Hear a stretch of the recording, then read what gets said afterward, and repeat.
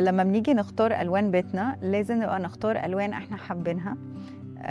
فاحنا لو حابين لون معين وهو مثلا لون جريء شوية أو لون احنا حابينه في الوقت ده أو في المرحلة اللي احنا فيها، بنختاره. وبس لازم نبقى عارفين اللي احنا مثلا ممكن في مرحلة تانية هنغيره، لأن الألوان بتعكس الحالة المزاجية في المرحلة اللي في حياتك دلوقتي. بس أنا بحب عامة الألوان كلها،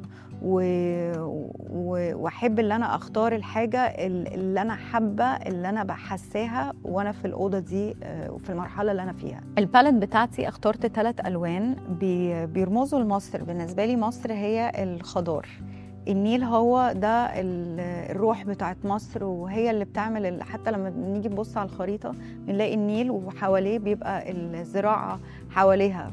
اخترت الاخضر ماجستيك ماونتن، والاصفر اخترته مورنينج دريم 7904 ده اللي هو اتون، والاخضر هو النيل، والازرق اللي هو جرين ميدو 7528.